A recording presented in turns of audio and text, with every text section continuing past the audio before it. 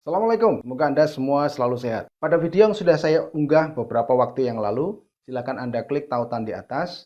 Saya menyampaikan bahwa eksoskeleton adalah salah satu komponen tubuh serangga yang memungkinkan mereka tetap lestari. Sebenarnya apa eksoskeleton itu dan bagaimana mereka bisa menyokong kehidupan serangga? Silakan simak video ini sampai selesai.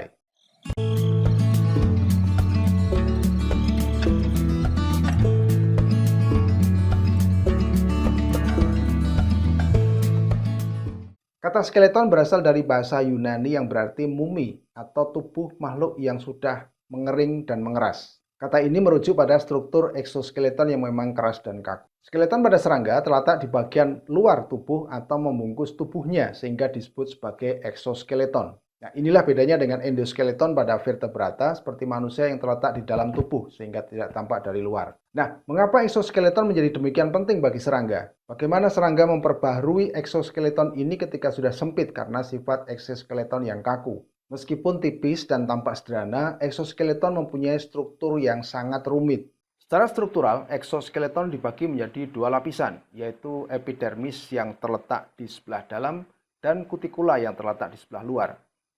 Kutikula dibagi menjadi dua, yaitu epikutikula yang terletak paling luar dan prokutikula yang terletak di sebelah dalamnya. Prokutikula dibagi lagi menjadi dua lapisan, yaitu endokutikula yang terletak di sebelah dalam dan eksokutikula yang terletak di sebelah luar.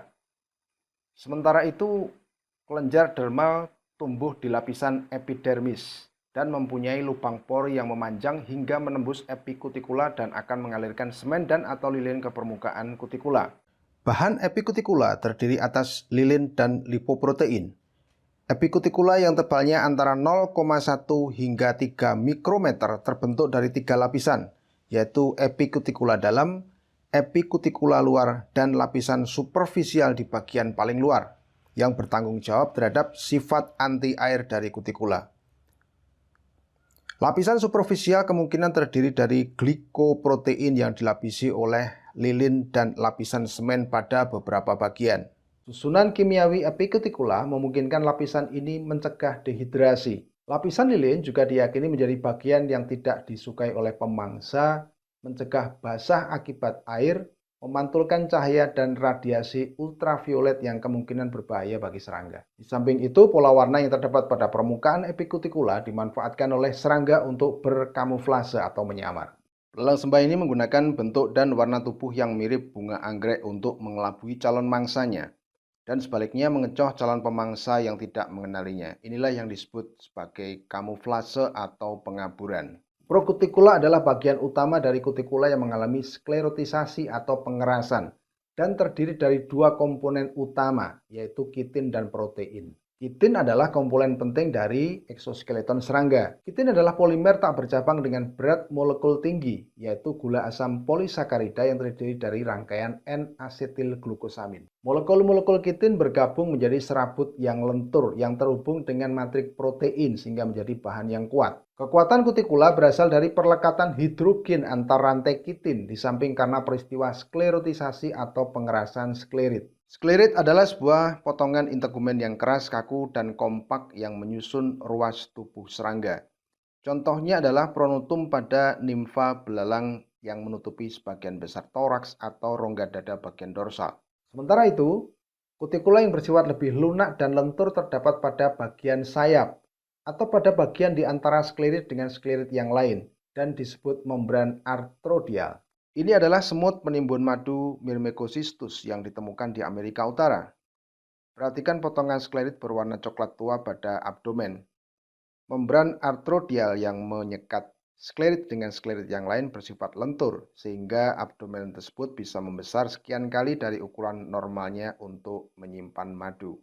Eksoskeleton dianggap sebagai salah satu kekuatan serangga. Eksoskeleton menjadi tempat tumbuh atau melekatnya alat-alat tubuh yang berfungsi dalam pertahanan diri, misalnya duri dan sengat, atau berfungsi sebagai sensor.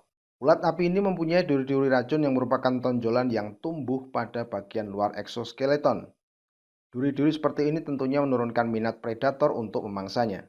Lalat daging ini memiliki rambut-rambut dengan ukuran panjang yang beragam di sekujur tubuhnya. Rambut-rambut ini ternyata memiliki kegunaan sebagai sensor aliran udara. Bagian pangkalnya terhubung dengan sistem saraf yang menerima sinyal-sinyal dari lingkungan yang kemudian ditindaklanjuti dengan aksi dari si lalat, misalnya terbang. Nah, itulah alasannya mengapa menangkap serangga itu relatif susah. Rupanya rambut-rambut yang tumbuh di sekujur tubuhnya itu sebenarnya bukan sekedar hiasan, namun memiliki fungsi sensorik yang sangat peka.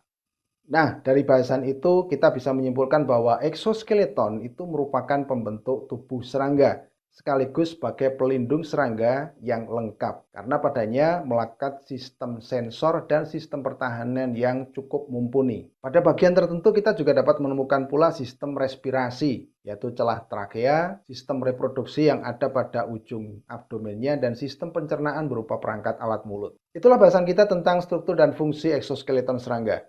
Pada video berikutnya, kita akan membahas tentang ruas tubuh dan struktur morfologi tubuh serangga yang merupakan lanjutan dari video ini. Nah, oleh karena itu, bagi Anda yang belum subscribe, silakan Anda tekan tombol subscribe dan aktifkan tombol loncengnya agar tidak ketinggalan pemberitahuan saat saya mengunggah video berikutnya. Terima kasih sudah menonton dan semoga bermanfaat. Salam sukses dan wassalamualaikum.